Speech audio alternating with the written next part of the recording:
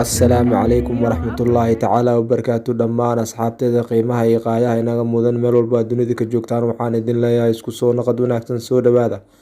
Fadlan haddaad ku cusub tahay janaalka barta youtube-ka aan ku neelahay fadlan like saar video marka hore kumitigan fikirkaaga inoo reeb subscribe-tan inoo taabo si videoyaasha dambe kusoo gaaraan. Waxaan bilaabanaynaa casharadeenii taxanaha ee aan ku qaadanaynay luuqadda Turkiga Turkish cashirkii 8 oo aan ku mareyno kaasoo weli noogu socda kalaradii iyo jumlooyinka aan gelin jirnay. Waxaan hadda ku bilaabeynaa kalarka turunju amba porticali.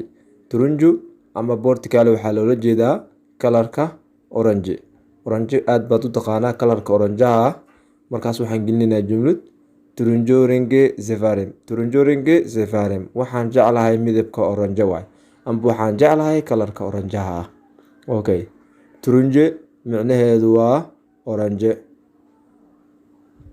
rengi micnahiisu waa kalar amba midab waaye. Severim micnaheedu waa waan jeclahay. I am haddii raacdo mar walba adiga iska hadlaa la soco.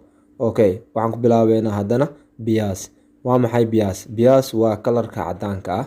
Biyaas micnihiisu waa cadaan, kalarka cad ayaa loo soo qaataa ereygaas.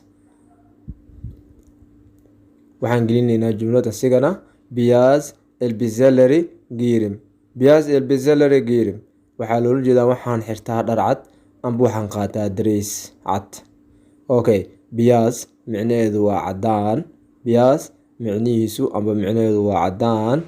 Elbizeleri micnaha waa darees amba dhar. Giirim waxaan xirtaa waay. I am haddii raacdo waan xirtaa, waan cunaa, waan qaataa ayaa ka hadlaysaa. Waxaa bilaabanaynaa qaybihii xisaabaadka hore noogu socday. Altmış bir 61 ayaa loola jeedaa. Altmış iki waxaa loola jeedaa 62. Fadlan haddaad naga iloobi subscribe inoo saar waa inuu muhiim. Altmış üç 63 ayaa loola jeedaa. Altmış dört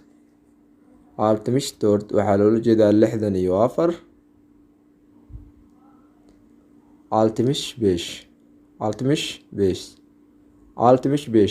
waxaa loola jeedaa 65. Altmış altı waxaa loola jeedaa 66. Altmış yedi 67 waaye.